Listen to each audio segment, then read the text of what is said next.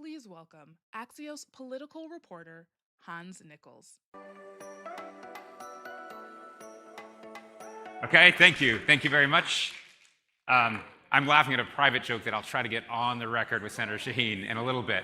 But thank you for coming here. My name is Hans Nichols. I'm a political reporter for Axios. I write a newsletter that should end up in your inbox if you sign up for it at Axios.com. There's the plug. It should land at 8 p.m. every night on what's happening at Congress. Sometimes that slides to 8:30. We're obviously here to gather to talk about artificial intelligence. We have a summit coming up, AI Plus, up in New York, which everyone should register as well. There's free wine to the gentleman who's already sniffing his white. Appreciate it. Lots of wine. Obviously, AI is a big conversation. Supply chains, supply lines. Senator Shaheen really sits at the crossroads of all that. She is the senator from New Hampshire, ranking member on Senate Foreign Relations. She can also tell us which Sununu is the smartest. She's won against one of them, and I'd like to welcome her up, Senator.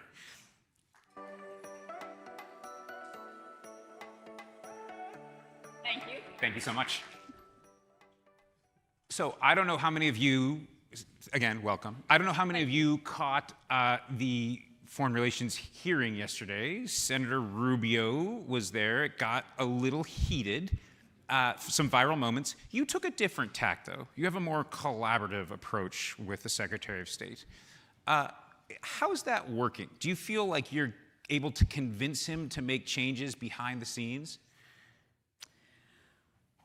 Well, it depends on the issue, I think. You know, I had the opportunity to work with Marco Rubio from the time he came to the Senate until he was left to be Secretary of State. And so the Marco Rubio that I worked with in the Senate was very supportive of foreign assistance programs. He believed we needed to address disinformation and misinformation that was happening in the U.S. He was very knowledgeable about the regions of the world, particularly Latin America. So I would like to see that Marco Rubio back. When it comes to some of the DOGE cuts, have you had success in convincing him, saying, actually, you know, Marco, former senator to current senator, this one needs to stay? Well, we've worked hard on that, and some of those have resumed. You know, they have said they wanted to restore humanitarian and life-saving programs. I think there is a difference of opinion about what qualifies as humanitarian and life-saving. So, for example, the PEPFAR program, which I think we would almost all agree has been one of the most successful foreign assistance programs the United States has had to address HIV/AIDS in Africa. And what has been cut from that program is still all of the preventive efforts that are part of addressing HIV/AIDS. So that means that even though we may still be treating people who have HIV, what we're not doing is keeping more people from getting it. And so I would argue that that's not a good use of our funding, that we're better off to spend additional funds on prevention than to wait until we either have more people get infected or more people die because they get the disease. So there are differences like that that I think are really important in terms of U.S. foreign assistance. But I'm not hearing you criticize him that much. I think you want to keep the line of conversation open. Listen, I think, you know, I got elected first in New Hampshire when people actually talk to each other and work together. And I still think that's the best approach. That's what my constituents expect from New Hampshire. I think that's what most people in this country want. They want us to work together to solve the problems that are facing the country.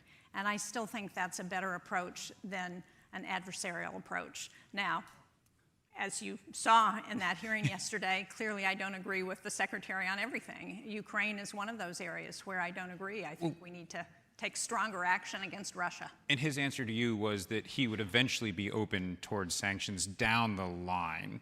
Do you feel like that is a 2025 time horizon for the administration, to 2026? And how much Republican frustration do you sense with the refusal to really move on this? It's a Lindsey Graham bill, right? It's a Republican bill. I think it's a next week horizon. I think we need to introduce that bill that has 80 co-sponsors in the Senate. There is a similar bill that's working in the House. I think we need to introduce it. We need to make it very clear to Vladimir Putin that we are going to increase the pressure on Russia to get them to the table to resolve the war in Ukraine, to come to some sort of negotiated peace agreement. Because right now, what Putin is doing is playing President Trump. As I said yesterday, he's playing him like a fiddle. He keeps extending the time because he sees time as being on the side of Russia, not on the side of Ukraine and the United States. How wide, I mean, you mentioned the 80 co-sponsors, but how widespread is that view in the Republican conference? Those 80 co-sponsors are about equally divided between Republicans and Democrats. And I think it's fair to say that Senator Graham and other Republican senators that I've talked to think we need to move. I mean, patience has run out. It's very clear that Vladimir Putin is not serious about coming to the table, and we need to show him that we are serious, that he needs to get to the negotiating table and figure out an end to this war. Another big issue sort of coursing through our politics right now is trade, tariffs. The president was pretty clear with Mark Carney in the Oval Office that he's not going to be lifting that. When you talk to Republican senators, they say, well, we're for tariffs at least as a means to a goal, as a means to an end. But when you talk to Democrats, they almost have a similarly nuanced view. Is there anyone in your party that's really making an affirmative case for free trade? Well, I'd like to think that I am. Okay. Well, you know, flesh it out. Look, when I was governor, I led the first trade mission overseas from New Hampshire. And one of the things I learned on that trade mission was how important it is to help our businesses get into international markets. I'm on the Small Business Committee. 95% of markets are outside of the United States, but only about 5% of our small and medium-sized businesses are doing business outside of the United States. We need to help them get into those international markets, because what I also saw is that when there is an economic downturn, when people are losing their domestic market, if they have an overseas market that they can go to, then they're going to be stronger. They're going to be able to survive. And so I think it's really important for us to help business get into international markets. It's, you know, again, one of the other things I learned is that trade jobs tend to be more recession-proof. They tend to pay more, and that's a good thing. I want those jobs in New Hampshire. So New Hampshire is the free trade or die state? Well, you'd probably have trouble convincing people to change live free or die. And change that license plate. You obviously have the Portsmouth Navy shipyard. Are you hearing, and in a pretty big defense industrial base, are you hearing any feedback on supply chain snarls, even with the initial tariffs that were imposed? Now we're in this waiting period and they're working things out. What are you hearing from CEOs in your state? There's real concern in New Hampshire from our business community about the impact of the tariffs, both about the industries that the tariffs have been placed on, the impact on our allies and partners. Canada, we do a lot of business in New Hampshire with Canada.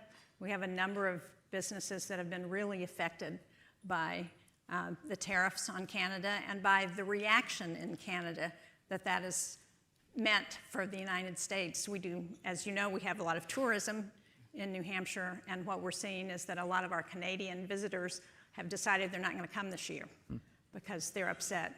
But I think, for me, the most significant story that I've heard from a business in New Hampshire is one that's part of our defense industrial base. They make ball bearings for the aerospace industry. They do a lot of their business with the Defense Department.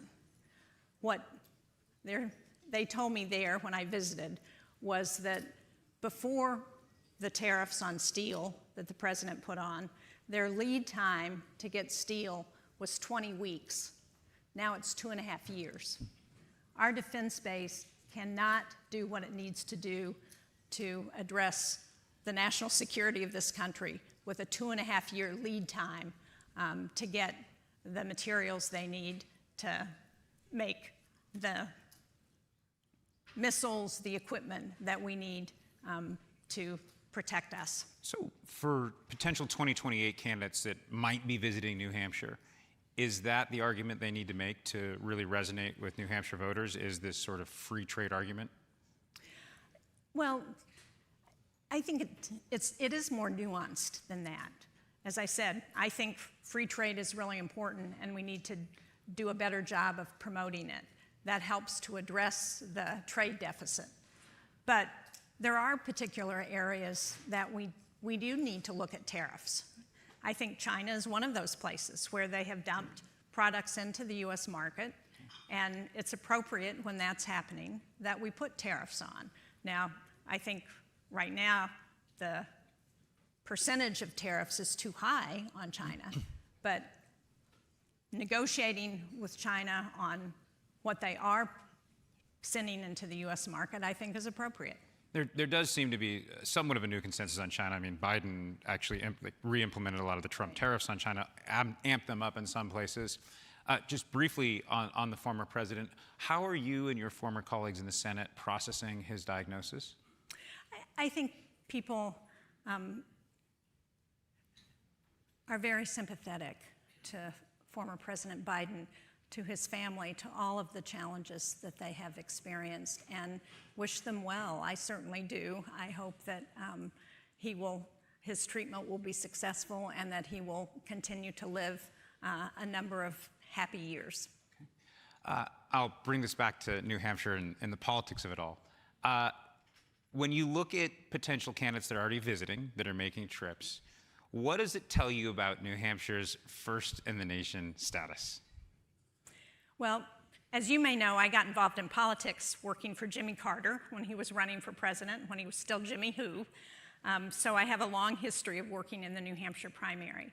And the thing that I think is the most exciting about New Hampshire's primaries are that you actually have to engage with voters. You have to go in, you have to answer questions, meet with people in their living rooms, go to diners, really talk to people. And I think that's important for the presidential selection process. I remember Elizabeth Warren talking to me after she had done her first trip to New Hampshire when she was running for president. And she said, "I can't believe the detailed questions that your voters ask me." And that's important. It's important for candidates for president to have to engage in that way. And there aren't very many places you can still do that anymore. Who do you think's hot? Who do you think could be good? Oh, I'm not gonna weigh in at this point. Well, we have a joke in New Hampshire that until you've met them all, you can't really tell. So you're looking for 2-3 meetings and they need to come back. Well, let me ask it in a slightly different way. And that is, there's obviously this big debate in the party about what happened in 2024. How much of the conversation do you think will be looking at what happened in 2024, the Democratic Party's positions, as well as Joe Biden's ability to be a candidate and how long he stayed on the ticket, and how much of it will be forward-looking? Well, I hope 98% is forward-looking, because that's what we need to provide. We need to provide a vision for this country that the voters want to see in the future. I think it's a vision that recognizes the importance of addressing cost of living for people, kitchen table issues. One of the things that I hear from people is that groceries are still too high, energy costs are too high, they can't find affordable housing, they want health care that they can count on, that they can afford. And Donald Trump, I think, got elected pledging to address all of that, and he's not done that. And I think that's one of the reasons that we're seeing the reaction from people. Walk us through what the potential, at least the Medicaid cuts that we're aware of, will mean for rural hospitals in your state. It'll have a huge impact. In fact, it could put some of our rural hospitals out of business. We know in New Hampshire, 1 in 7 people rely on Medicaid for their health care, and that's everything from children to disabled to people in long-term care facilities. We also have about 60,000 people in New Hampshire who get their health insurance through Medicaid-assisted health insurance that the state has passed called the Granted Advantage Program. And if those people lose their health insurance, if they lose their health care, if they lose their nursing home care, they don't have a lot of other options. It sounds to me like you're still in the fight. Why'd you retire? You know, it'd be nice. I don't expect to get out of the fight when I retire, but I do like the idea of having a little more time, a little more flexibility in my schedule. And, you know, my husband's retired, so somebody has to stay home and take care of him. Make sure that he doesn't get into trouble. That's what I mean by taking care of him. We'll do a speed round then. Are you going to manage another presidential campaign in New Hampshire? Probably not. Okay, done with managing. In your lifetime, we've got another minute here, 45 seconds, we'll run through these. Who's the best Republican candidate in New Hampshire? John McCain. Best Democratic candidate? Oh, well, it has to be Gary Hart. But that's because you work for him. Well, of course. Actually, it was probably Jimmy Carter, because Jimmy Carter started out and nobody had any idea who he was. And by virtue of the force of his personality, he was able to win the New Hampshire primary. What was a more devastating moment in presidential debates? The Walter Mondale to Gary Hart, where's the beef? Or the Chris Christie takedown of Marco Rubio? Oh, I don't know. I would have to go with the where's the beef because I was so involved in that campaign. And had that debate not happened, Gary Hart could have been the nominee? I think so. I think he still could have been the nominee. Was Obama's "you're likable enough" comment really the reason Hillary won New Hampshire? No, I think Hillary won New Hampshire because she had a reservoir of support there that went back to the days when Bill Clinton was ran for president. Confident that New Hampshire is going to reclaim its first in the nation status? I do believe that because I think people like it, the candidates like it, because I think it serves a purpose in the presidential selection process that's really important, and I think reporters like it. We all have our biases as reporters, whether or not you're a New Hampshire person or an Iowa person. I'll ask you to finish the sentence or give me a yes or no answer. Is it true that Iowa picks corn and New Hampshire picks presidents? Of course it is. That's a no-brainer, you know. Senator Sheen, thank you so much. Really appreciate it. Thank you all. Thank you. I want everyone to stay right here. We'll walk up. My colleague, Colin Demarest, is up next, so I really appreciate it. Thank you, Senator. Thank you.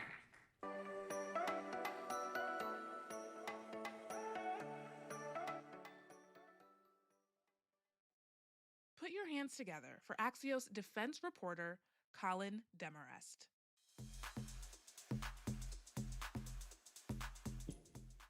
What's up, everyone? Hans, thank you for warming up the crowd. You did a great job. I'm Colin Demarest. I write future defense here at Axios. If you're not subscribed yet, you definitely should be. I will watch you guys in the audience as you pull up the website. Another quick plug, if you're headed to the Paris Air Show, you can join us for an exclusive reception. You won't believe the view from the venue. It's right next to the Eiffel Tower. Subscribe to my newsletter, again, and we'll give you the latest as we get closer to that event. But you're here today to hear about our guests, and now we're diving into national security, AI, and intel gathering and its intersection in this new era of global competition. I'm excited to welcome to the stage the Deputy Director of the CIA, Michael Ellis.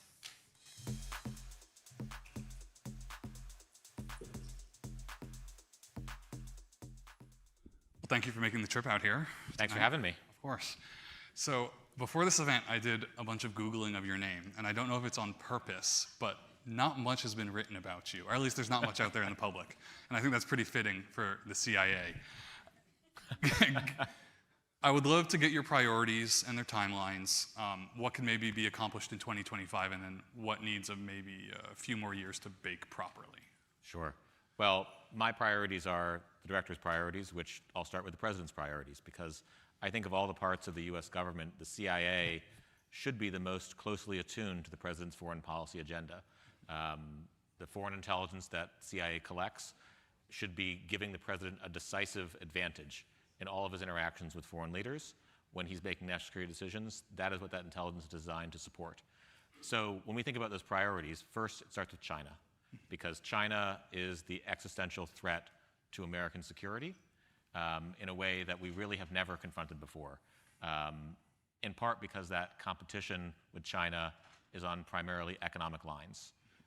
And in that respect, it's very different, I think, than the Cold War with the Soviet Union, where obviously we have military and political dimensions to our competition with China now as well, but that economic angle and the technological angle was not there in the same way with the Soviet Union as is with China today.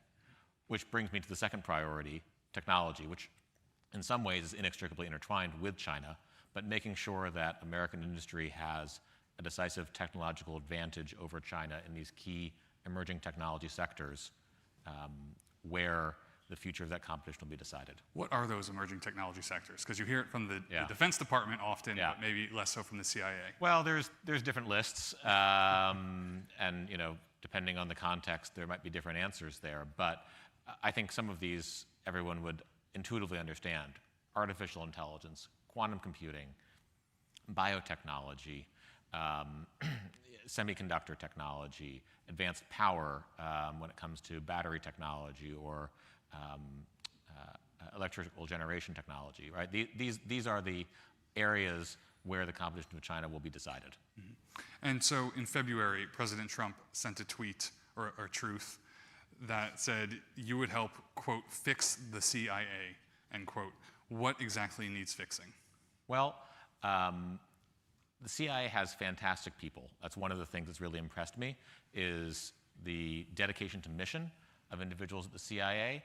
But at the same time, we have to confront the reality that technical surveillance has made gathering human intelligence much more difficult than it was in the past. If you think about China and smart cities that it's developing, there's cameras in every corner, right? This requires an evolution in operational tradecraft that the CIA has to be able to take on, because while some of the tools and techniques from the 1960s or 70s might still work today, a lot of them need to be updated and refreshed to confront the technological challenges of today. And so, to that point, where is that balance struck between the old school kind of clandestine human tradecraft and then this high-tech, advanced computing world we're living in now? Well, part of it, honestly, is we need to change the composition of the workforce in some respects, right? We need more people with technical backgrounds, more STEM graduates at the CIA. There's still a place for the liberal arts majors. I'm a lawyer by background myself. I'm a writer. Right, so. yeah. But we need more engineers, more computer scientists, fewer people like us. I hear that a lot as a reporter. How do you develop that workforce then? Or how do you at least attract them and then retain them? Because it's two separate issues there. Well, it's part of what Director Ratcliffe and I have been talking about to the workforce internally as well, that we want an elite workforce. We want the ultimate meritocracy at the CIA. And that work has to be done free of distraction, free of any political bias. We cannot have weaponization or politicization of the intelligence community. I think that's very clear as well, so again, starting with the president. But part of that, again, means that we want to attract the very best, that when there's a question and we want to find the world's leading expert on any topic, that person should work at the CIA. In your view, how is the Trump administration reshaping the intelligence community? I typically cover NGA, NRO, DIA, et cetera, but on the CIA side maybe, and what are those implications for national security? Yeah. So again, part of it is reorienting towards priorities. Part of it is that, like I talked about reshaping the workforce to confront the challenges of today and to really get rid of the distractions and biases that I think may have existed in the past. But one other area where the Trump administration is re-energizing the intelligence community is on counter-narcotics. This starts again with the president's direction for the total elimination of the cartels. And the intelligence community has a role to play in that. Now, I think for too long, the intelligence community and CIA, among other agencies, viewed counter-narcotics as a primarily law enforcement or homeland security problem, and there are certainly those dimensions to it, right? But this has to be a whole-of-government effort, and it means that the intelligence community is going to play a bigger role in stopping the cartels, in stopping the flow of deadly drugs that are killing tens of thousands of Americans every year. So, it's funny, the CIA has long had a counter-narcotics center. The first time I visited it, their conference room, you have to walk through a kitchen to get to the conference room, and thought maybe this is a fun security thing, right? Like it's the hidden place of CIA. No, it's just they got the worst conference room because this was not a priority for the intelligence community, right? It was not where people went to make their careers. It was not where resources were devoted over the past several decades. And that's changing now. Again, starting with the president's priorities, it's an area where more resources, we want our best people to consider counter-narcotics in addition to these other challenges that I've discussed. So one of the ways that Director Ratcliffe and I took on that priority is to merge our Counter-Narcotics Center with our Western Hemisphere Mission Center to create a new Americas and Counter-Narcotics Mission Center, recognizing that the challenges that confront us in the Western Hemisphere are inextricably intertwined with the counter-narcotics fight, and we have to be able to take them on both at the same time. That keeping China out of the Western Hemisphere and the counter-narcotics fight, these are actually linked objectives. And those additional resources also are reflected in the Pentagon and with the Navy, with warships down in the Gulf now. And so where or what lessons are you pulling, maybe from the Defense Department, from its work abroad, to apply to the CIA's counter-narcotics missions? Well, you know, we can certainly learn from DOD and from other parts of the government, but honestly, I think there's also a lot of lessons that we can pull just from the CIA, from our counterterrorism efforts over the past 2 decades. You know, since 9/11, CIA has built a finely tuned machine to disrupt terrorist networks. It has been highly effective. Those same tools and techniques that we have used to disrupt terrorist networks, those can be used to disrupt cartel networks, right? Obviously, there are some differences. These groups have different motivations. Terrorists have primarily an ideological motivation. The cartels are motivated by financial potential profit. But fundamentally, you know, some of these same techniques that we have honed to a very high degree of success in the counterterrorism fight can be applied in counter-narcotics to get our own backyard in order. As you guys gear up, are you concerned at all about the reported downsizing of the CIA workforce and other organizations? There's been similar concerns at the Pentagon, for example, with those personnel cuts. You know, I think, again, like I said, we want an elite workforce at the CIA, and we want people who want to be there, who want to contribute to mission. And I think actually having these priorities and putting out that demand signal about being the ultimate meritocracy will help us refine the workforce to be able to confront the challenges that lie ahead. And it's actually an opportunity in some ways to reshape the workforce to get that right blend of technical expertise, acumen, and skill sets that may not reflect where the challenges were 10, 20, 30 years ago. Mm-hmm. And so if we zoom out, how do you see the landscape of international competition, international power, international competition? How is that changing? What emerging leaders or countries does the U.S. have on its radar, or should have on its radar? Well, again, you know, China and technology we see as the top priorities. That doesn't mean we can take our eye off the ball in other parts of the world.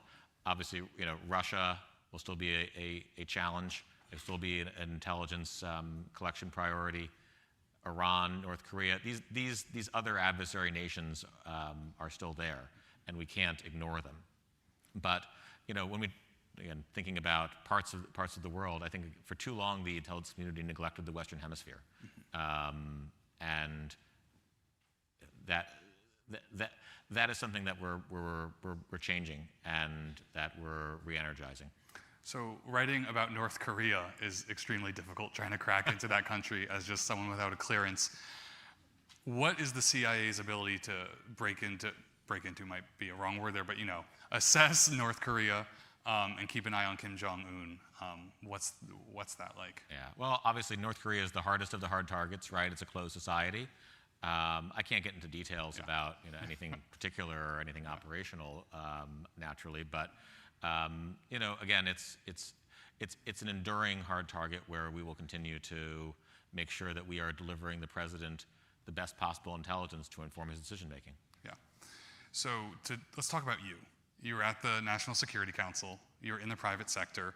You were on the Hill, and now you're here at the CIA and on the Axios stage. How does that all come together to form your views on competition, domestic and foreign? Well, I think even just having spent a little time in the private sector over the past 4 years helps inform my views on how the intelligence community needs to take on these new challenges, again, around technology and China, there are a lot of people in government who have spent their entire careers in government. And obviously, that's a noble pursuit. But there's a lot that the government can learn from the private sector. There's a lot of efficiencies that we can gain by applying some of those private sector techniques. That's one of the reasons that Director Ratcliffe and I invited Elon Musk to CIA. What was that like? He's a guy who named one of his children after a CIA project, the A-12 ox cart. So, it was a fantastic. That speaks for itself. Yeah, in some ways it does. Yes. Yeah. But he has phenomenal insights in how to create successful businesses, and there's a lot that we can learn from that. There's a lot that CIA does really well, but there's areas where we can do better, and that's what we're seeking to apply in a way that might look a little different than DOGE efforts look in other parts of the government. Obviously, the unique nature of our mission means that we can't apply the same techniques in exactly the same way, but there's still a lot of efficiencies that we can implement, and by doing so, make CIA more agile, better able to confront these challenges. We're going to have to leave it there. Deputy Director Ellis, thank you for your time today. And to y'all in the crowd, stay put. We've got more ahead. Thanks for having me.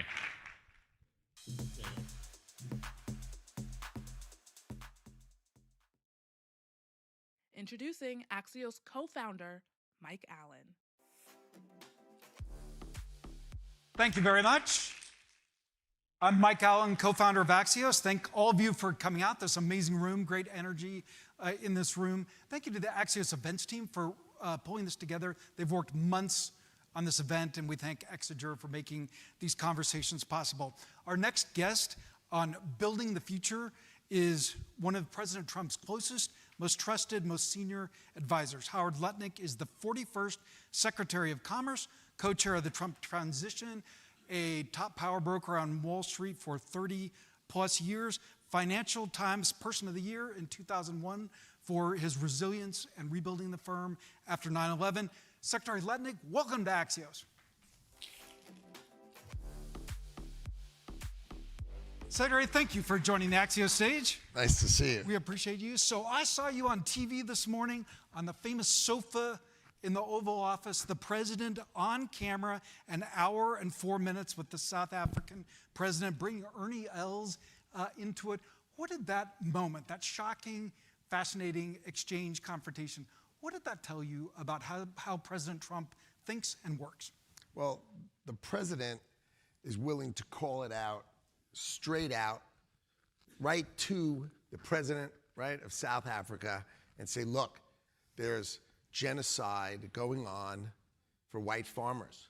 Kill the Boer, kill the white farmer. And that's, and he just took video, took news out. He doesn't mind an uncomfortable moment. Oh boy, was it uncomfortable.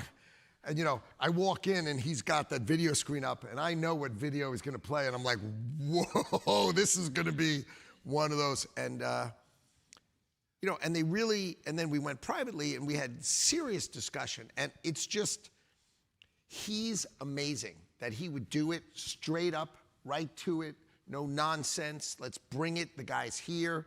Let's try to fix it, right? Is this guy our friend or is he an enemy? Let's bring it out, let's have the discussion, let's understand it, let's know it. And that's someone who's unafraid and willing to do it. And it was, that's why it's amazing to be part of his government. Mr. Secretary, you've promoted the Trump Gold Card, which makes it possible for you to get a visa for $5 million. I think you said when you were out to dinner, someone asked you for 10. Keep the change. When is the Trump Gold Card coming? So I expect there'll be a website up called trumpcard.gov in about a week. So this is news. Oh yeah, and then the details of that will come soon after, but people can start to register, and all that will come over a matter of the next weeks, not month, weeks. How many have you informally sold or pre-cleared or however you think? So I'm in the Middle East. I'm at one of these giant dinners. There's 400 people at this giant dinner. And everyone's really respectful, and I have my phone out, and so someone says, So one of the senior leaders walks by me and goes, "Why do you have your phone out?" I go, I'm selling him cards. So like, okay.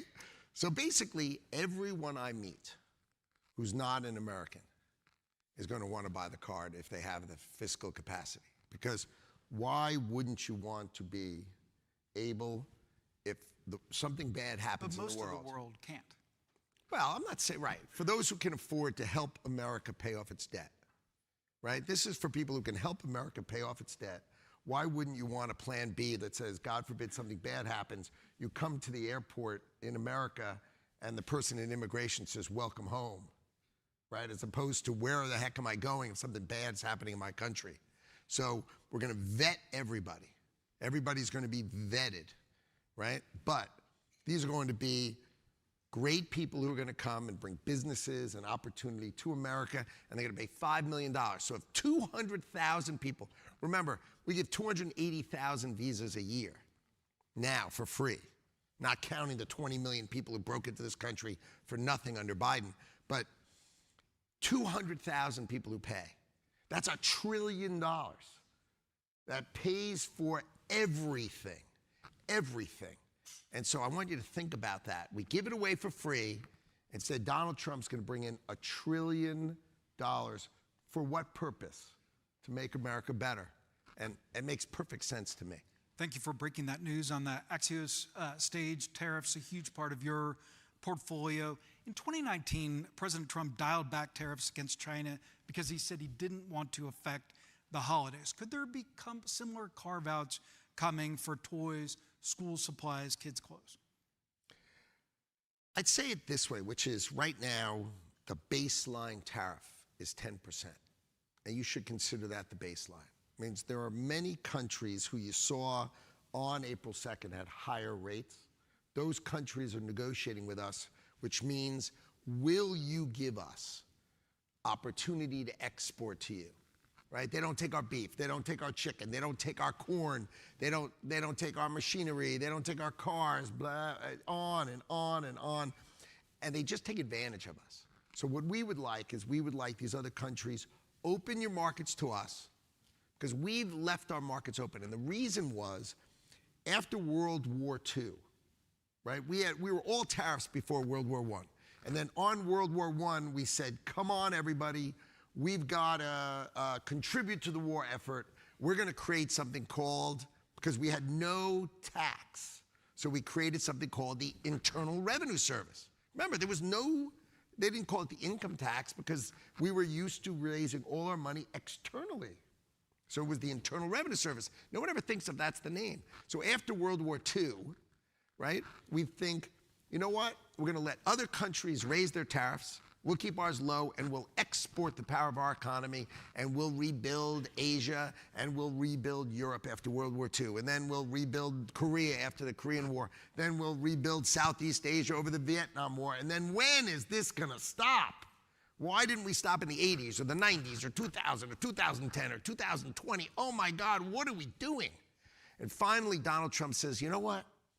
It's just unfair. We have low tariffs or no tariffs.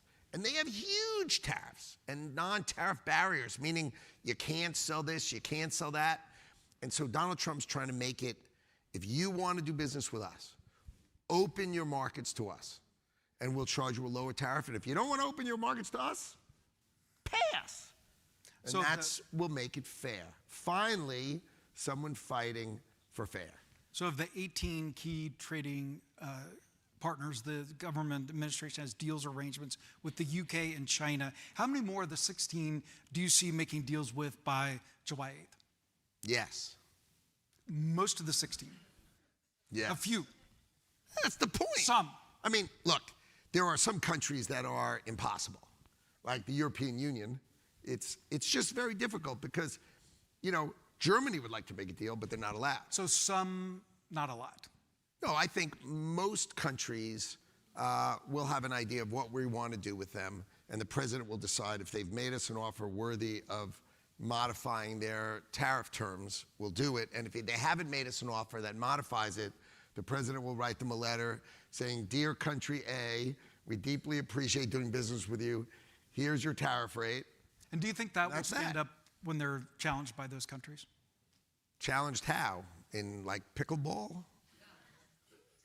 So Like, that's, how are they challenging? What does that mean? so that the presidents, if they don't make a deal, it's going to be imposed on them. Yeah, I mean, look, we do business with India, and they charge tariffs left, right, and center on everything. Some things 100%, some things 50%, some things 30%, some things 10%. There's 15,000 different tariff rates on this giant, giant book. You can't believe it. It's like worse than the IRS code, if you could possibly imagine that. And then, so the question is, will they lower them enough? If they lower them enough, we'll go down from our 26% rate, which we put out on April 2nd. We'll go down. If you go down, we'll go down. You go To down. the new floor of 10, or there will be some beneath that? There will be no floor below 10. 10 is our baseline. No one's going below 10. Okay. Okay, no one's going below 10. Okay. Is it possible that there's an exclusion for products that really hurt, where the prices really could hurt working families, like baby products? Well, I think the place is what a country can do is a country can say, look, we've got an unavailable natural resource, coffee. We don't grow coffee here. We don't grow green coffee here. So could a country say, look, you don't have that, so we'll make a deal with you, we'll open our markets, and we'd like to send coffee into America without a tariff? And I think the answer is, will that happen? I think the answer is, it's possible, right? If the country opens itself up. If it doesn't, then it'll pay whatever the going rate is for that country. But if they want to do it, and if they're really willing to open themselves up, then of course for unavailable natural resources, that would be something that we can do. But baby clothes and things like that, I think the answer is it's probably a 10% tariff, but you have to realize we have a 10% tariff on everything in the world right now. Right now, today. And how much inflation is there right now? Everything in the world's got 10%. You go to the store now, are you feeling the pain? No. Why not? Because there is no pain. Because what happens is the sellers, the producers, the sellers, and the currencies change, and the price effectively mostly goes away. I'm not, what's the inflation rate in America? 2-odd%? Okay, 2-odd%. But seriously, for the month of May, every product in the world's got 10% on it right now, with no exceptions, no exclusions. That we have 25% on cars and that are coming in from out. Do any of you feel anything? Because I want you to understand, in the month of May, the United States of America is going to take in $35 billion towards our deficit of tariff revenue in the month of May. And consumers will feel that. Well, I said it's already on. This is on since April. So when it's not that the tariff is coming, it's on. Have any of you felt any of it? Seriously.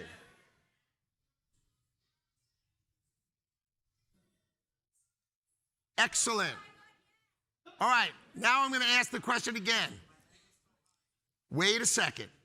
The Chinese tariffs were brutal, and they changed a lot of things, but they are over.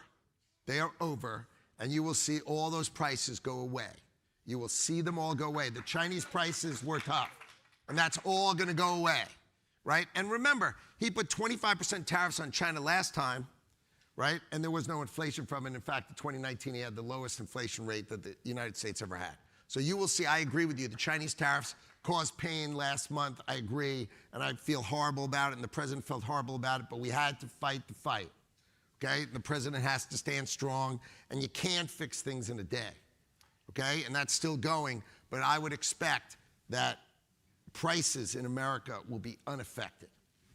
So prices in America will stay the same, will not go up as these tariffs in the tariffs are there now, right now. So in the month ahead, this summer, this Christmas, you don't expect higher consumer prices because of tariffs? I do not. Okay. The president just made a series of tech deals in the Middle East, including with the UAE. Do you see that UAE deal as a template for the future? I like the UAE deal. It was interesting. What the idea was is we will sell our best chips to our allies, provided a couple of things. Number one, that the data center is operated by an approved American company, like a hyperscaler, someone like Google or Microsoft or Apple or AWS or any of those great American companies. And the cloud that touches that data center has to be operated by a great American company. So both of those things, great American companies. And then we'll sell a reasonable amount of chips to our allies so that our allies can rely and participate in the AI future, not go look to China for that. So that way we bring our allies onto our side of the equation. What can the Commerce Department do to promote the resilience of the semiconductor supply chain? Well, the problem we have in the world is 90+% of semiconductors. So a semiconductor is everything that you push a button works, okay? So think of there's hundreds of them in your car, right? Because you have a button for your air conditioning, you have your button for the seat to move, and you have a button to start the car. And all those buttons are a semiconductor, okay? They're not all the Apple newest 3 nanometer. Some are the older ones that are 15 nanometer, you know, the ones that were in the Apple IV, right? But all of them are made in Taiwan. And Taiwan is 90 miles from China. And China has said they want to take Taiwan. And they would take our future. Okay, we must produce semiconductors in America. So the CHIPS Act under Biden administration had TSMC, the Taiwan Semiconductor Manufacturing Corporation, who's the biggest in the world. They had agreed to build $65 billion worth of plants here. And then I got involved and we renegotiated the contract and they agreed to build $165 billion here.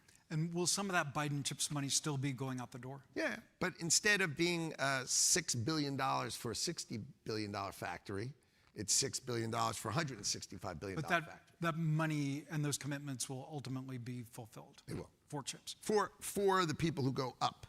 Meaning, if it's more like 3 or 4%, the Biden administration gave between 10 and 20%, and the Trump administration thinks it should be more like 3%, maybe 4% maximum. I'm sorry, for the people who go up from. That means if you want the money, you will have to make a bigger commitment to America. Got it. So if you had committed $25 billion for a $2.5 billion grant, now you commit $60 billion for your $2.5 grant. And what happens is all those factories get built in America.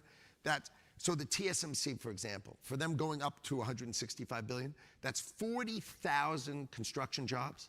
And when they're done making the construction, it's 25,000 jobs for the foreseeable future. All right, we're getting the hook in smart brevity. One fun thing, Mr. Secretary, during the transition, you broke a record. You bought Brett and Amy Baer's villa in Vauxhall here in DC, $25 million in cash, most expensive residential sale in history. How's the place? I'm really happy for Amy Baer. She did a great job. Does it need a little work? No, it's a great house. But the super expensive houses in Washington are in Alexandria, Virginia. But this is close by. But what's it like to be a Washingtonian? I think it's really fun. I mean, it's really fun. Look, I'm working every second of every minute of every day. I've sold everything I own, so I have no outside interests. Everything was sold on Friday, passed. So I have no outside interest. I'm just working. I told my wife if I ever sold my businesses, I'd have all my money in free time. Now I have all my money in absolutely no free time. Mr. Secretary, thank you for a great conversation. Thanks for joining Axios. Appreciate you.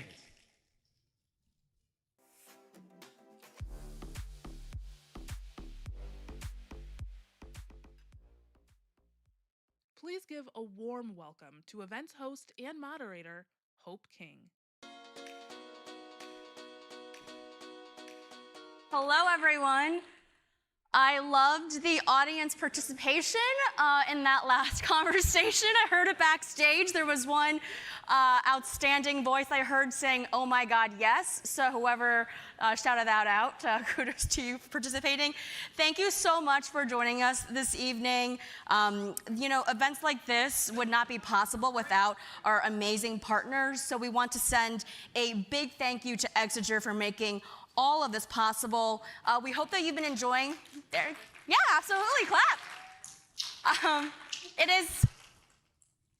It is wonderful to see so many people in this room tonight and standing in the back as well. So we really thank you for being here. We hope you've enjoyed the conversation so far, that you've learned a ton. And I am extremely excited to sit down with our next guest. Our View from the Top segment is with the CEO of Exeger, Brandon Daniels. So please join me in giving a warm welcome to the stage, Brandon Daniels, the CEO of Exeger. All right, welcome. Hey, thank you. All right. We have a lively crowd this evening. I know. It was brave of Secretary Lutnick to ask a question of the crowd. I don't know if I'm gonna do that as well. We'll see. It's your stage. Yeah. But I do want to start big picture, because your AI, Exeger's AI, is built to provide transparency into the supply chains, very, very deeply into the supply chain. So why is this kind of visibility so critical at this moment? Yeah. So I lied. I will ask a question. Okay. Has anyone heard anything about trade being volatile right now? Raise your hand. Has anyone heard anything about tariffs? Right. 10 years ago, did anyone think supply chain was sexy? Yeah. Okay. Wow, there you go. a A couple of ne'er-do-wells. So let's be real. The world is outsourced. We hear from our clients that 90% of the cost of manufacturing the products that they deliver to their customers, 90% of it is the goods that they purchase from third-party companies, from their supply chains. And so we're completely fragile to the supply chains that support us, right? And that has been increasing since the 80s. The entire world is de-verticalized, right? And so you've had increasing specialization across all industry sectors. It doesn't matter if we're talking about servers, or we're talking about weapons systems, or we're talking about pharmaceuticals. There are companies that just manufacture this specific API or chemical or excipient that goes into upstream drugs, right? And that hyper-specialization, it's led to globalization as well. And just-in-time delivery has afforded that globalization. And so when you think about what has happened, the world has diversified, it's expanded, and most companies, their entire operation is actually a group of hundreds or thousands or tens of thousands or hundreds of thousands of companies that are downstream from them. So that kind of exponential scale, it creates a need for people to get visibility to it. And most people don't. Most CEOs, 67% of CEOs, can't see past their even tier ones, right? So there's a lot of issues in terms of visibility. The second problem is there's pervasive risk. So at the end of 2024, we were dealing with an issue where every single day, it felt like, there was a new supply chain issue. There were multiple hurricanes, if everybody remembers Hurricane Helene. In Europe, there were torrential rains. There were actually the equivalent of hurricanes in the Mediterranean. You also had China impose export controls on germanium, gallium, antimony to the United States, critical minerals for all advanced technology. And I'm not just talking defense, I'm talking satellites, I'm talking advanced computing, I'm talking critical components for our quantum computing future. And so you have multiple risks that were all happening at once. And if you remember, there were pervasive labor strikes. And remember, there were all of those labor strikes that hit the ports. And so it felt like every day we were updating our clients on something new. How are they ever supposed to prioritize when they have hundreds of thousands of suppliers meeting, a multitude, a pervasive explosion of risk? What you need are systems that can first help you to map those multi-tier supply chains. And our artificial intelligence is the most advanced in the world. We're the largest company in the world doing this. You need to be able to map those supply chains. You need to be able to monitor and manage that risk. You need to be able to assess the severity, impact, and priority of that risk so that you can actually start to get this in some semblance of order. It's the same problems that we had as cyber grew 10 years ago. But also in real time. I mean, Yeah. I think that's the other advantage. And Yeah. when you have that in real time, you can make more proactive decisions that can be more effective. You're absolutely right. Think about it as a central nervous system, right? So when we build out these supply chains, and we have the ability to do anything from take an MPN and turn it into all of its constituent parts, show you where all the fabs are, show you where all the assemblies are, or break down a pharmaceutical component, an individual antibiotic, and show you all of the places and parts and components and suppliers that are responsible for manufacturing that product. When we geolocate all of that, it's kind of like we can now monitor it like the central nervous system. And we can tell you when there's a paper cut, ignore it. Yeah. Or we can tell you when you just got shot directly to the center mass, and we should figure something out. Yeah. And that's what's happening, by the way, with the weaponization of the periodic table with China right now. And so where we are with critical minerals, it's a shot to the center mass, and we have to start figuring it out. And you can really, in advance, tell your clients, and they can actually be, again, taking those proactive actions. Exactly. Just really quickly, let's move away from risk a little bit from the supply chain, because there's also a lot of innovation. During our prep call, you said something striking to me. You said real innovation is happening deep in the supply chain. Can you unpack that a little bit? So how does the West win?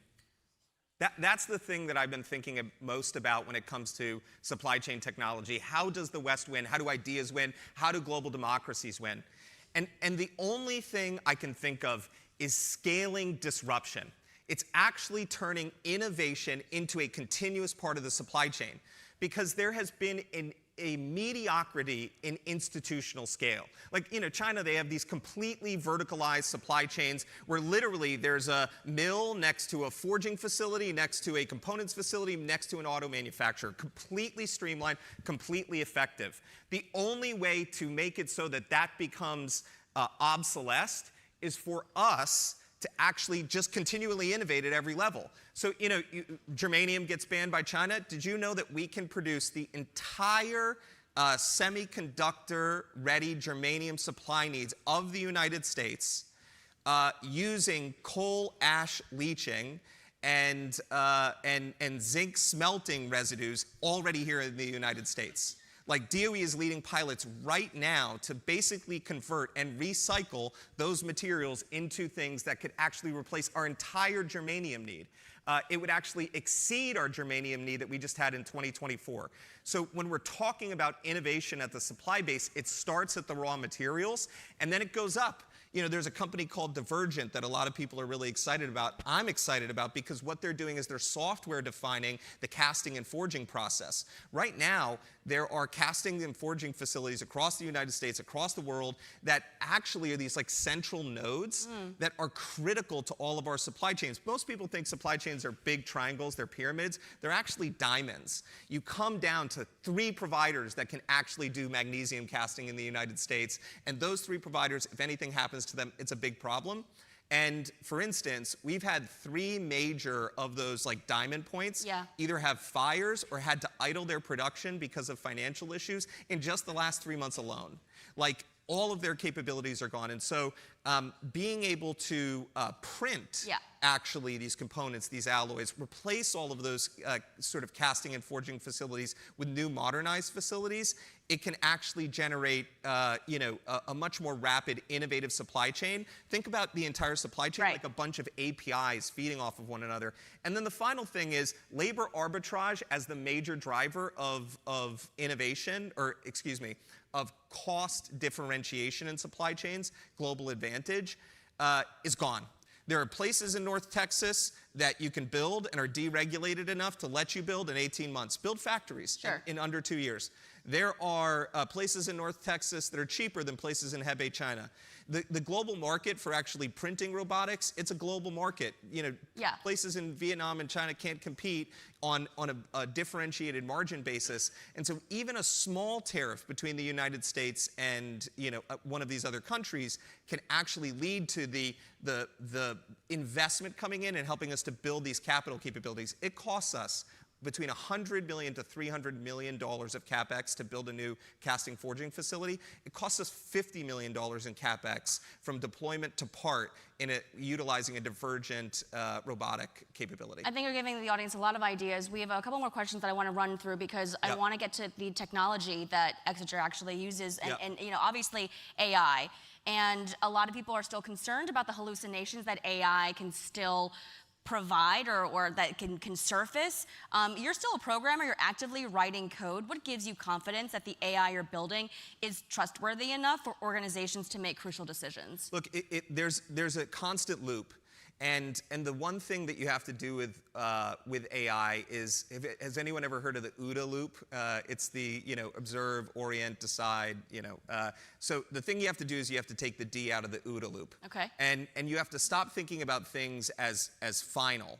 And you can continuously prototype, continuously scale with artificial intelligence. And so what I do when I'm building systems using AI, I have it do 70% of the code. Sure, it actually does create 70% of the code as I'm building an application. But then what I'll do is I'll come in and I'll use my intelligence and my understanding of the actual process and the actual application that I'm trying to deploy, and I'll refine it, right? And that's where that last 30% comes in. It comes in consolidating. It comes into refactoring. It comes into making it so that I'm delivering the most effective result. Because the thing that AI misses is sometimes suboptimal processes will lead to desired and greater outcomes. Like, my first boss that gave me my first big break as a senior manager, that was a suboptimal decision. I was not ready to lead a company at that time. And we built the company to a multi-billion-dollar company, but I wasn't ready. All right. He gave me the job of running, all of our growth markets, and I did it. But I was a bad boss, and I probably need more time to evolve. But he saw something in me. And he saw that I was going to help them to drive 100% year-on-year growth for 3.5 years. And he saw that I was going to help them to actually achieve the valuation that we wanted to. He saw that I was going to help us turn, the business into a software business. So it was a suboptimal decision. AI would never have picked me. Okay. But I'm pretty sure I got us to better results than the other guy. All right, keep that note and you're fresh in your mind, everyone. I want to switch gears lastly to the mission of Exeger, which is to make the world safer, more transparent, and successful. How does that work in AI-driven supply chain management actually contribute to the mission that you have? So there are really three things. One, our artificial intelligence helps to get people out of modern slavery. It helps to find where classified information is getting in the hands of the enemy. It helps to find situations where we can actually improve the cost and accelerate the process of getting parts to the warfighter.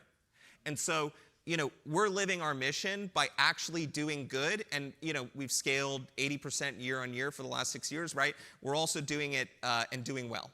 But the thing is, beyond that part of the mission, we then think, okay, how can we contribute to the base? So we actually deliver our technology to a bunch of NGOs, Human Trafficking Institute, Hope for Justice Slave Free Alliance, Transparency International. We deliver our technology for free so they can do the work that they do. For instance, Hope for Justice Slave Free Alliance has utilized our technology to save over 400 people out of slavery. We have covered walls with these broken locks that we have that represent people we've freed from modern slavery. And so we deliver our technology to these NGOs at no cost. But then the final thing is we actually invest in the things that we believe in. So we believe in ridding the world and decimating modern slavery. We believe in driving fair and free markets. And we also believe in supporting the warfighters, the service members that are our customers and are the people that we get up and come to work for every day. And so we've worked with NGOs like Canderful, and tomorrow we're going to be a part of the Wear Blue run and the Wear Blue Remembrance. We're partnered with Honor Action, which is this fabulous nonprofit that's bringing civility and nonpartisan issues in Congress. They've got a number of members on both sides of the aisle that are helping to drive forward things in national security, in veterans affairs, in service member needs that should be nonpartisan issues. They're helping them to drive. They're one of the most productive caucuses. So we're partnered with them and Wear Blue, and we're going to be remembering the people that made the ultimate sacrifice for all of us to be free. And we love to invest in the things that the people that are working with our technology every day. I can feel it. I think everyone in the room can feel it as well. Brandon, we have to stop here, but great news. We're going to be back together in Paris at the Air Show. So if anyone in the audience is going to be there, we'd love for you to join. But thank you so much for being with us this afternoon, this evening. Yeah. And we really look forward to seeing you in Paris. Thanks, everyone. Thank you.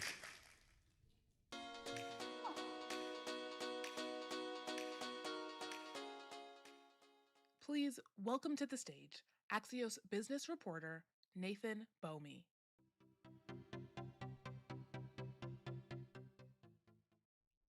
I'm Nathan Bomey. I'm a co-author of Axios Closer, our business newsletter. Every day it comes out after the closing bell. Since we're in crowd participation mode, how about one real quick? Everyone raise your hand as high as you can. Okay, now raise it higher. Oh, you can reach higher. Okay, let's ask if our next guest can reach higher. He is the first American CEO of the German company Bayer. Please welcome to the stage, Bill Anderson.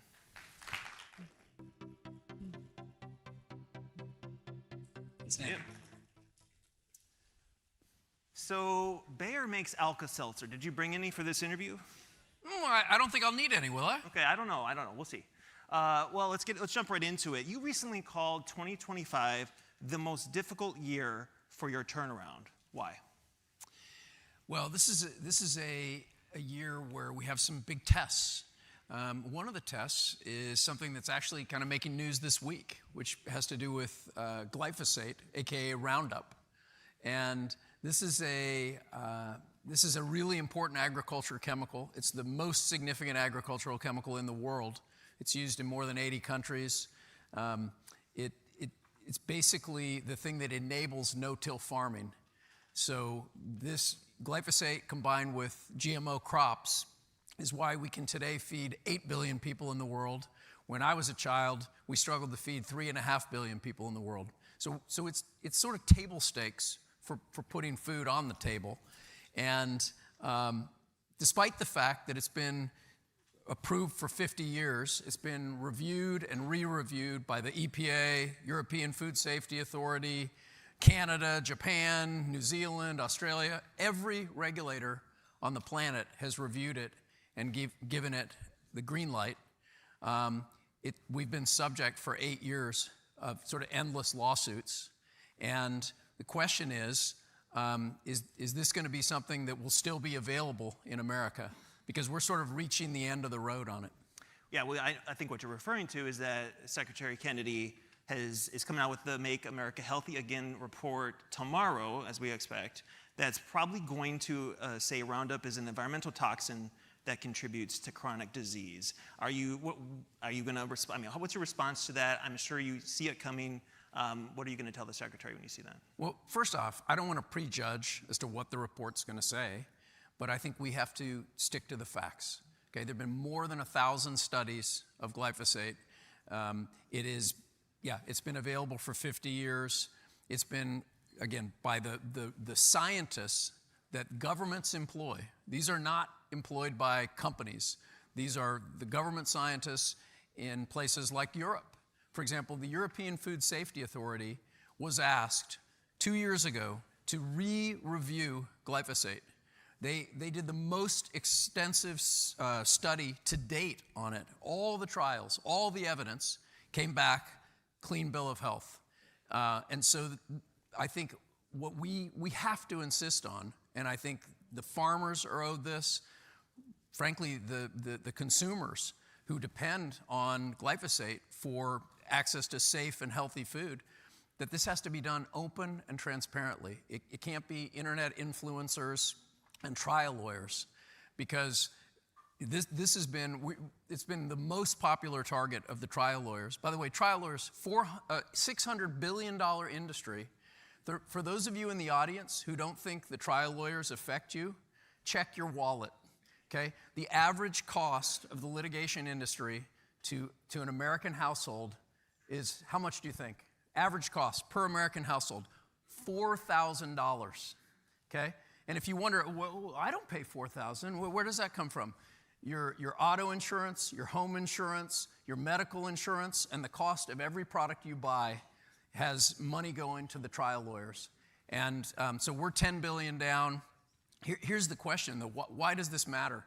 So right now, Bayer produces 40% of the world's supply of glyphosate in America. We export it as well.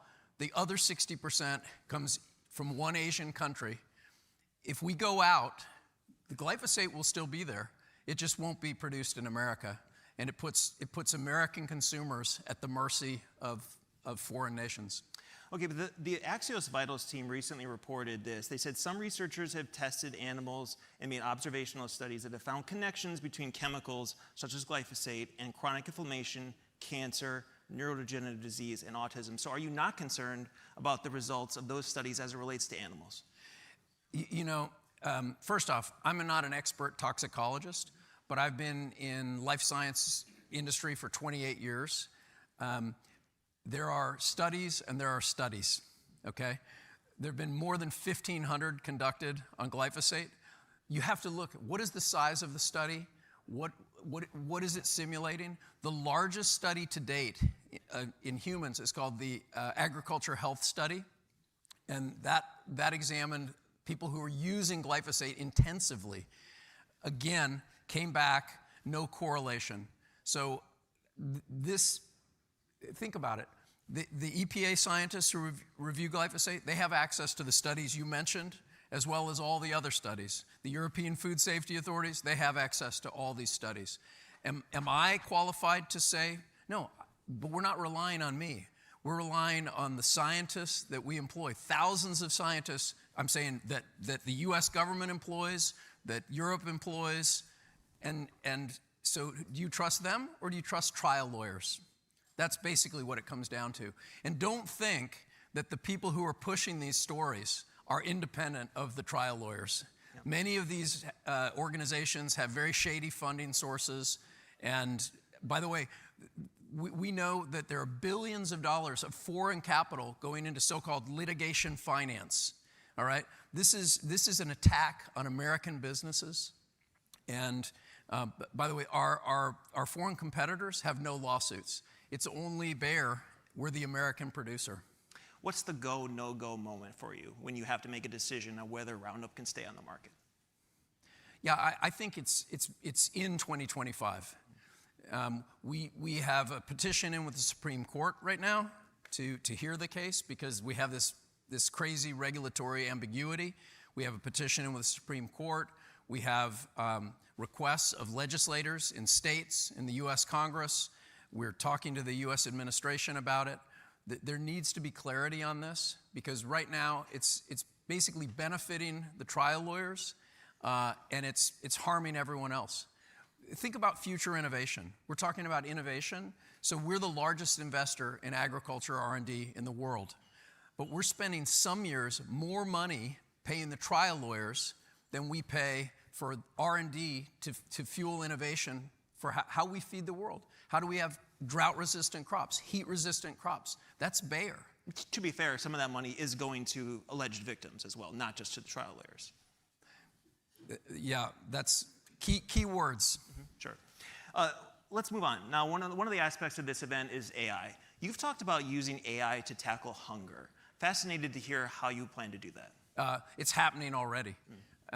So, for example, we create 50,000 new genetic variants of corn every year, corn seed, all right? We can't test 50,000 genetic variants. How do you decide based on the corn genome, which, by the way, there's more genes, active genes in corn, in a corn plant, than in humans. So you have to model that. How do you model it? You have to use AI. That's not generative AI. This is old-fashioned AI. We're using AI for designing, for example, new active ingredients for crop protection. Same thing. You would otherwise be forced to test thousands of compounds or even millions of compounds. We can use new models that are enabled by AI to do sort of in silico modeling on impact in the environment, impact on insects, impact on birds, mammals, humans. It's ubiquitous now. It seems like everyone should be able to get behind the idea of AI and tackling hunger, right? I mean, is that something like, when is the first way we're going to actually see that manifest, maybe in your earnings, for example, as you can sell products that are going to actually help the world with this issue? Yeah, I mean, in addition to the fact that, for example, corn seeds, I was in Zambia just 2 months ago. We were opening a new corn seed plant in Zambia. Africa needs to get capable of feeding itself, all right? When there's not enough food in Africa, you have massive migration issues. And obviously, this is a massive human issue as well. So we're putting a corn seed plant there, one plant that is capable of delivering the staple nutrition for 30 million people. Where does AI come in? I mentioned those 50,000 new genetic variants. We have to come up with corn that is drought resistant. We have to come up with more rapid maturing corn, because if you get some water early in the season, but then the rains fail, you need corn that ripens rapidly, right?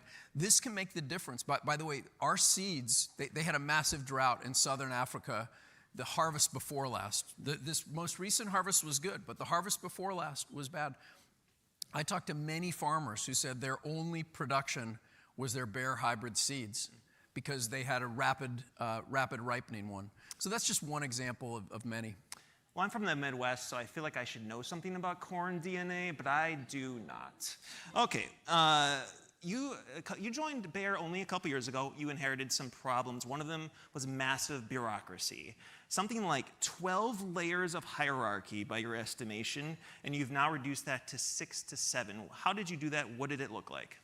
Yeah, so actually my passion has been twofold: life sciences and innovation on the one hand, and then how do you actually tackle bureaucracy? Because you hear a lot of talk about that. Most people who say they're going to tackle bureaucracy, they have no idea what they're up against.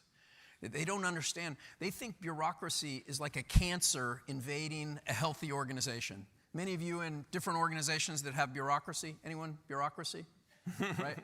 People think, oh, it's something exogenous. It's something that's come in to infect the organization. You don't realize it's actually the organization. If you have 12 layers or 10 layers, which most large organizations have something like that, it's built in. It's not a separate thing. So you actually have to deconstruct the organization and put something totally different in place. So we're taking out half the layers. We've already removed half the management positions in the whole company. We have self-organized teams, and the managers who remain, their job is to make sure that the self-organized teams have what they need to make decisions to drive the mission forward. Yeah. So that's a very short description of it, but it's something really different. Any conversation here would be remiss without talking about the T word, tariffs. I guess just 2 guests ago was talking about it. How is it affecting you, and are you having any issues because of it? So far, we haven't been affected.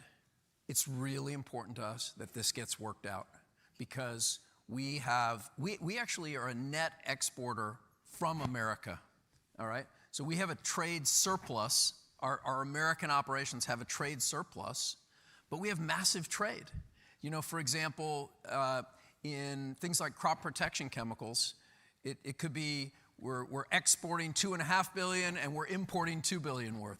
You know, it's those kind of numbers. So this is good for America. We're a net exporter, but if we have tariff barriers, the whole thing it becomes very inefficient, right? Because we've optimized production. This is true in medicines. It's true in our consumer health products. We've optimized production to places where it ought to be. And if we put up barriers now, yeah, it would take our supply chains years to recover from that. All right, well, at Axios, we always like to end with one fun thing. Now, at age 55, my understanding is that you broke your femur in 4 places while skateboarding. Are you still skateboarding after that? Yeah, first off, I'd just say that was not fun. No, actually, I did skateboard a few times after I recovered, and each time I came home with my skateboard, my wife was looking at me with a very sad look on her face. And I decided, we've been married 35 years. I'd like to make it to 50, at least 50 years, so I decided to retire officially. But you're a company man, you used a leave for your pain. That's right. That's a little tip for everyone who doesn't know it. Yeah, when I was fighting the pain from that, a leave was the go-to. Believe me, it's way better than the alternative. So yeah. All right, Bill Anderson, thank you so much for joining us. Thanks, Nick.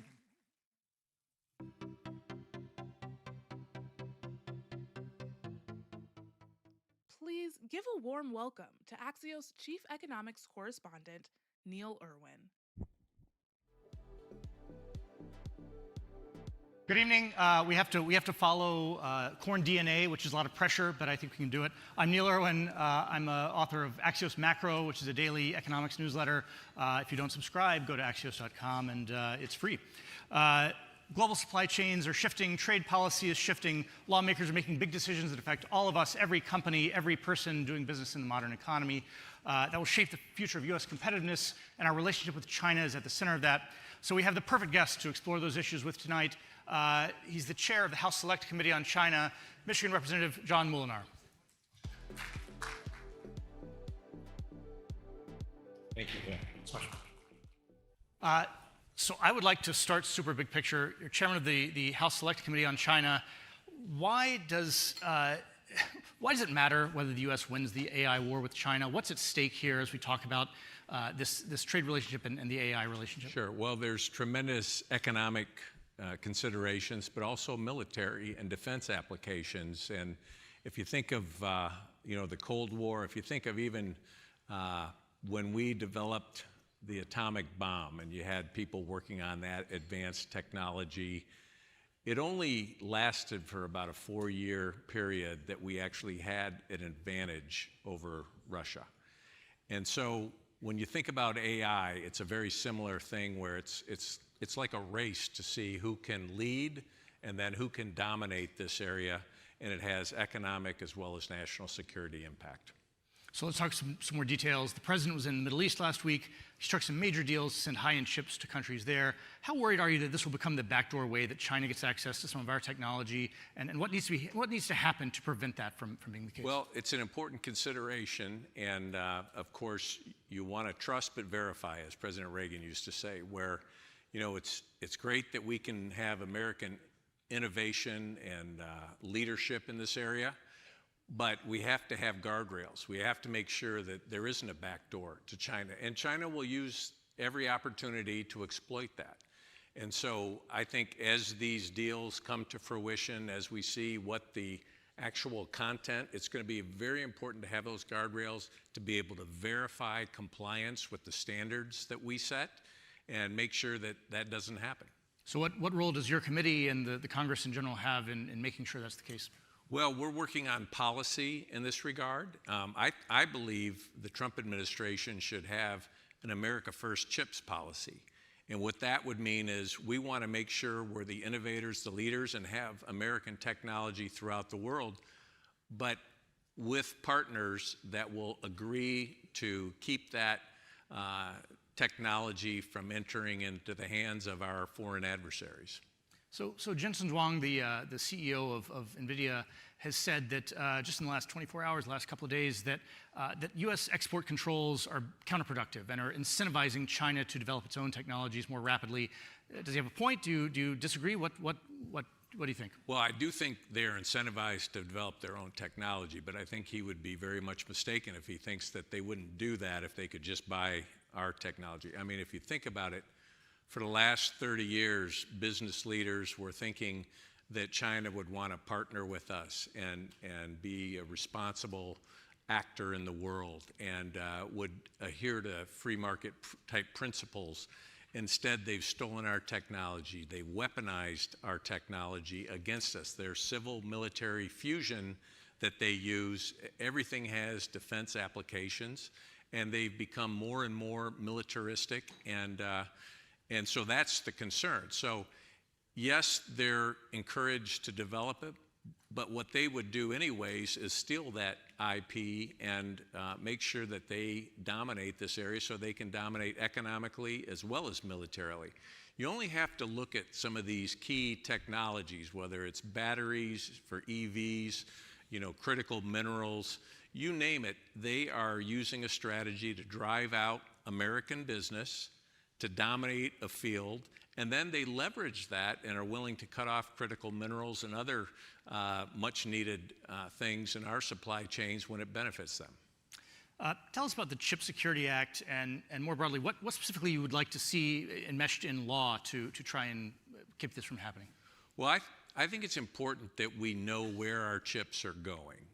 Because what happens is, third parties, if they're not trusted, they will enable that to get to our adversaries. And so it's important that, business has, the capabilities to know who they're selling to and then ultimately where those chips end up, and there needs to be accountability for that. And so that's the goal through geolocation technology, to make sure we understand where our best technologies end up and ensure that they don't end up in the hands of our foreign adversaries. And how do you handicap the legislative prospects? What do you hear from your colleagues in the Congress on moving in that direction? Well, I think the options for legislation on this are great because we work in our China Select Committee in a very bipartisan way, and we've tried to build that momentum. We've been doing more with the Senate on these things, and we've got a great partner in the White House. I feel that, President Trump is very engaged on these things. We heard from Secretary Rubio today of making sure that it's a priority that these technologies don't fall into adversaries' hands. And you already heard from Secretary Lutnick, who will be the key person on this, and we are excited to work with him on this. So I gather you and certainly the Trump administration have some real differences with how the Biden administration handled this. I'm talking about the AI diffusion rule. What was being done wrongly in the past? What can be done better in terms of these chip exports? I think it was a good faith effort that they put out, but it was right at the tail end of the administration, and it was overly complex. And so I think it's appropriate that the Trump administration is taking a fresh look at this. And developing the criteria that have a little bit more time to develop that. And it's important that we have a standard that we can enforce and have accountability for, because many nations will say one thing and do another. And so it's going to be important that we can verify. So can we talk about how the trade relationship with China intersects with some of these national security and chips issues? You want to see bipartisan legislation that ends China's most favored nation status, codifies a trade tariff framework of China into law. What do you want that framework to look like? What, in your view, should the trade relationship with China look like going forward? Well, I think we have to acknowledge that, PNTR, this is not a normal trade relationship. And when you look at the many ways they have violated the principle. You're from Michigan. You have I am some experience with this. Yes. And so I think, and when you look at the tariffs, they don't have a normal trade relationship with us. So that's one thing. The other thing is, they have been able to, through the de minimis exemptions, flood our shores, and not a lot of accountability there. And we've actually documented how fentanyl, the precursors, are coming through our southern border, and they are making those precursors and partnering with the cartels. So we need to make sure we're examining, what comes into this country, and make sure that they aren't able to drive our businesses out of business. At the end of the day, we have become very dependent on China for some of the most key technologies. We want to make sure that that doesn't continue, because what they also do is they will, for instance, in the automotive arena, which my state cares a lot about, they will have a competition in their home country, in an area. They will select a national champion. Then they will subsidize the entire supply chain so that they're able to drive their competitors out of business. So you see that happening in the automotive industry in Europe right now. They would love to do that in America. They've done it basically with drones. They've done it with cranes at our ports, and actually have put mobile devices, cellular mobile devices on those cranes to monitor what's going in and out of those ports. We've seen it with different routers that are in consumers' homes.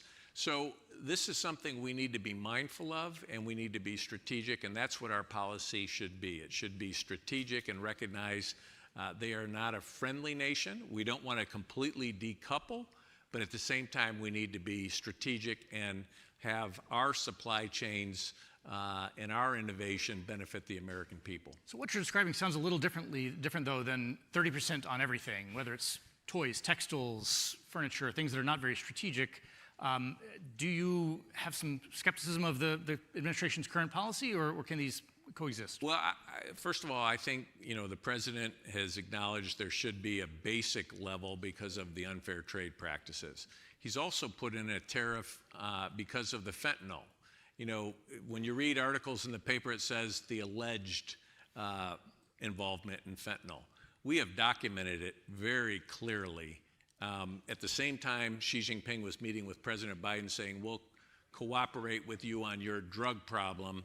They were giving a tax rebate to chemical companies that would sell the precursors to fentanyl, the chemicals, not within China, but would export them to places like Mexico. So I think those baseline tariffs are very appropriate. I would actually argue for a higher tariff when it comes to critical technologies, whether it's batteries, semiconductors, technologies that we need to develop our industrial base, because they will, look at how they leverage critical minerals when it suits their purposes.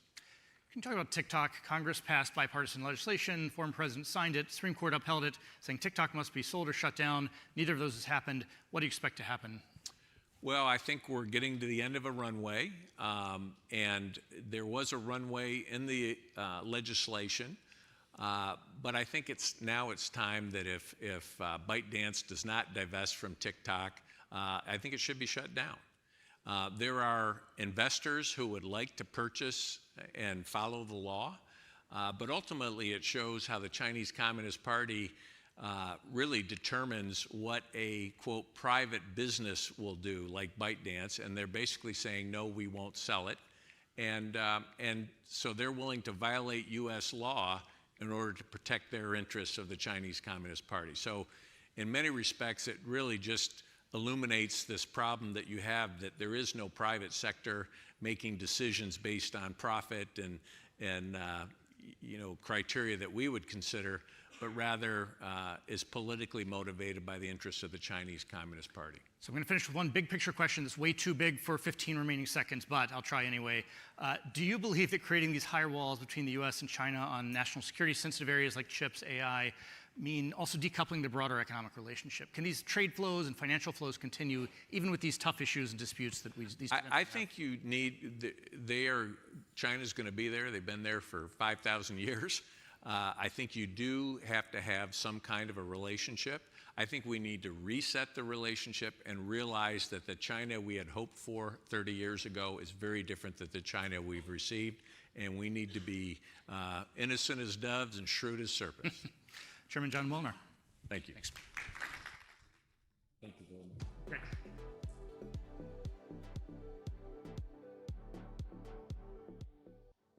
Welcoming back to the stage, Colin Demarest. What's up, everyone? I'm back. Good to see you all again. For our last conversation of the night, I'm thrilled to be joined by a leader at the forefront of modernizing the military and the U.S. industrial base. Please join me in welcoming to the Axios stage the 26th Secretary of the Army, Dan Driscoll.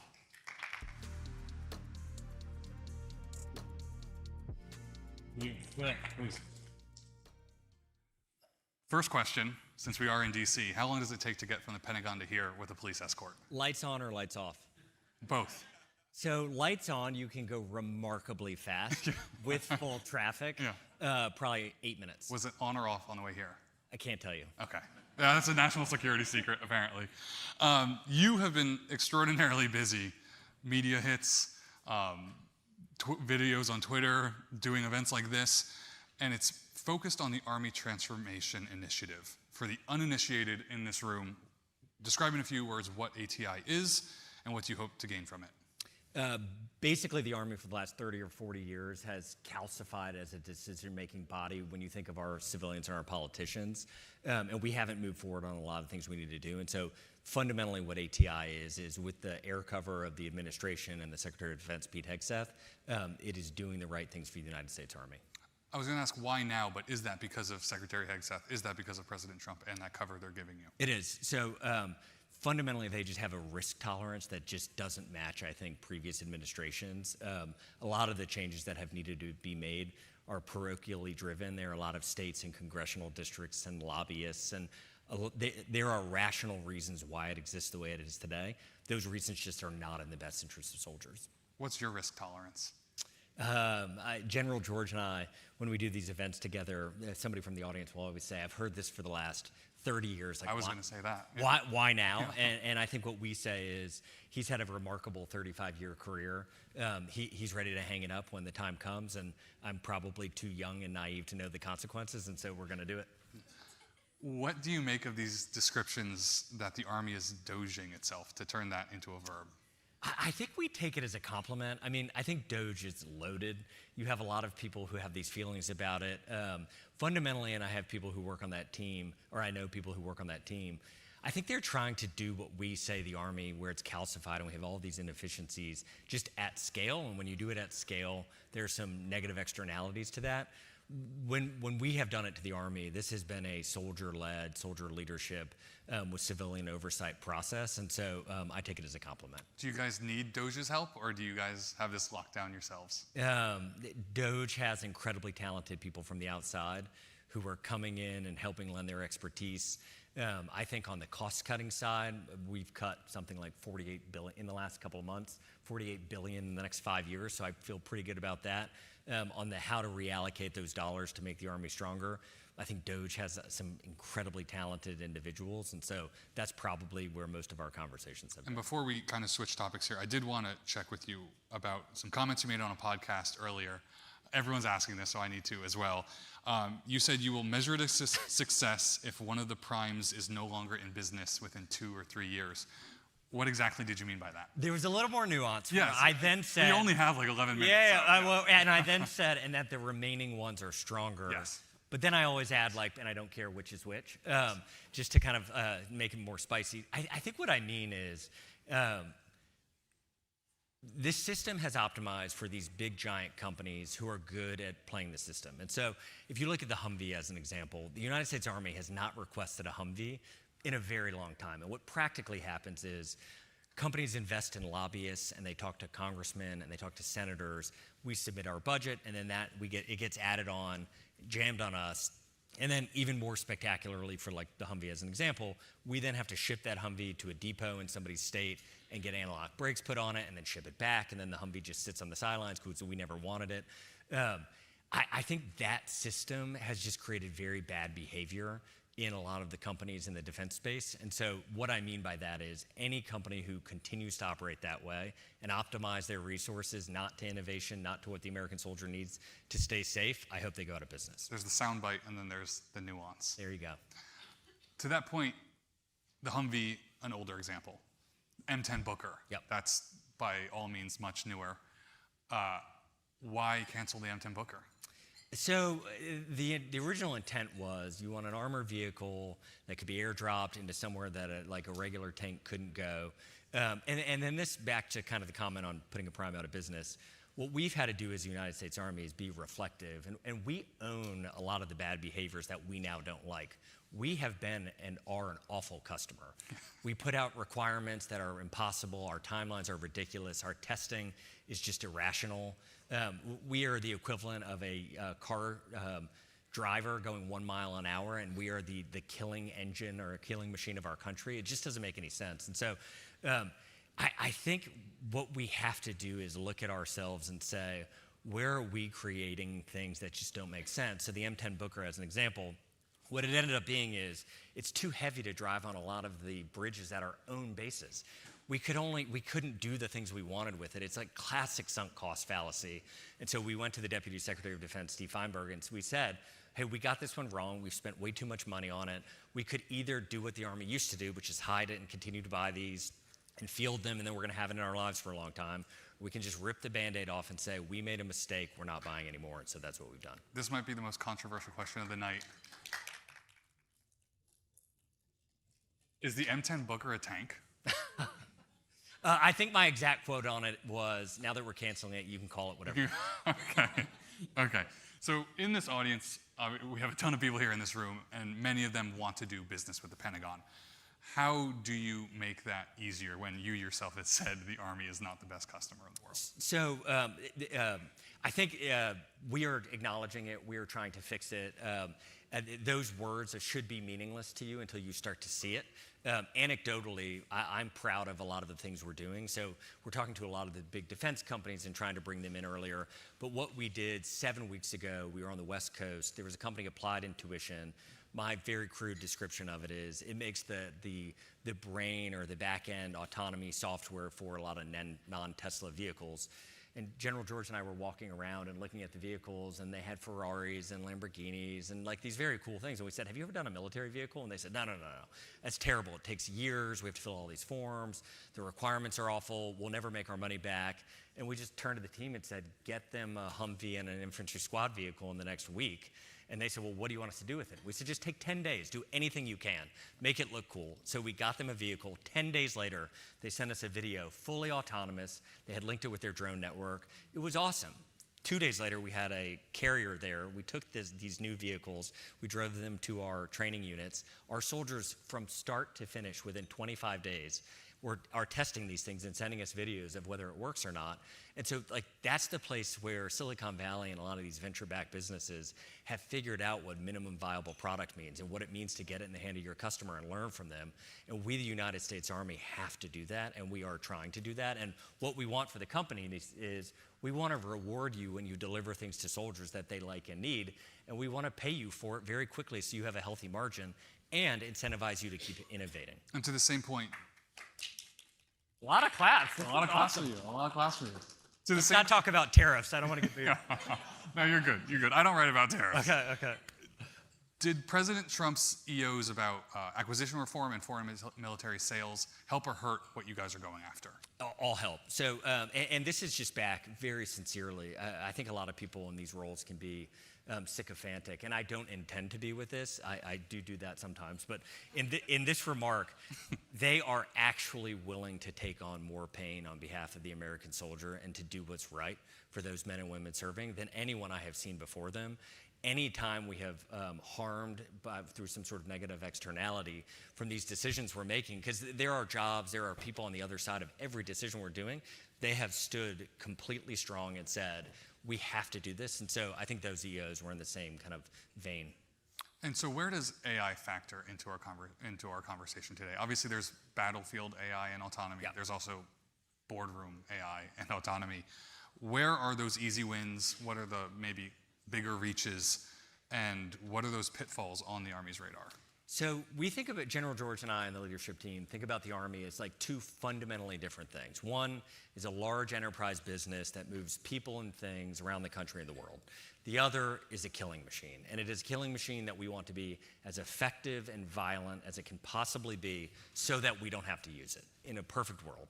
And so what AI can do for us on the business side of things is we, the United States Army, and all of the flaws and all of the calcification, it manifests itself in its most preposterous ways in the Army as a business. So our emails are impossible to get into. It's hard to share information. Every single soldier would tell you that the bane of their existence is doing anything on a computer.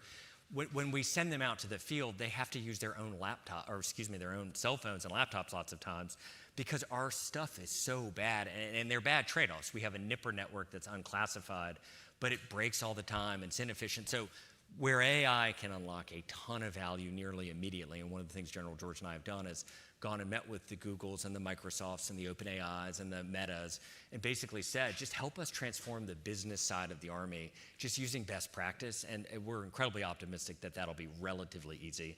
On the Army as a killing machine side, if you think about modern warfare and what's occurring in Ukraine, the sheer volume of inputs is staggering. So when we create a data layer, which we haven't yet, that connects our people and our things and our sensors, there's just going to be so much information flowing around. And targeting and defending against incoming air attacks, it requires a complexity of thought that a human being just can't pull off at scale, particularly at wartime. And so I think AI will start to show up in those formations and in those decisions in probably 12 to 18 months. To your point about all this data flowing and tracking everything, I used to write a lot about CJAD-C2, maybe the worst acronym in the military. Does Project Convergence have a future? Have you thought about that? What does that look like moving forward? So Project Convergence is one of our kind of premier moments to test new things with soldiers. I think it General George and I were talking about it today. If you think of like Y Combinator, and what it did so well is it took American innovation and technology at very small stages, and it essentially said, hey, we're going to give you a couple of months, we're going to get you ready to tell your story to investors, and let the American kind of economic engine capture the things that should live, grow them, and then allow them to sell. I think things like Project Convergence, to me, we should at the end of it have a demo day, and we should say, hey, primes, you can invest. Venture capital, you can invest. Private equity, you can invest. The Army, we can invest. Like to highlight things but lead to a moment of investment for the actual testing of the things. What I'm hoping occurs, and I think General George is totally supportive, that we are having soldiers all over our country and the world testing new things nearly every day. What is so cool is I was down at Fort Jackson where we do basic training a couple weeks ago. And these are soldiers who have been in the Army for 5 weeks, and we're running them down their lanes to practice. We have thrown up drones, watching them from the sky. At the end of it, during their after-action review, they're actually seeing what do they look like from a drone's view. And here's what was so remarkable to me. Some of the things that these soldiers had come up with had trickled up through the Army and were becoming our standard practice in our formations 5 weeks after they got there, because they're just a brilliant 19-year-old kid with a good idea. And we, the United States Army, have an incredible asset in our soldiers, and we just need to get those assets paired with American innovators. So we are getting the hook right now. So Already? you get the that's the last word. So Secretary Driscoll, thank you for joining us today. And to the audience, that wraps our program tonight. Quick reminder, Axios is headed to New York City for our AI Plus Summit on June 4th. Ask for an invite at axios.com. Our reception will continue with drinks and networking outside of the ballroom in the back. I'll see you out there. Come grab me. I appreciate it.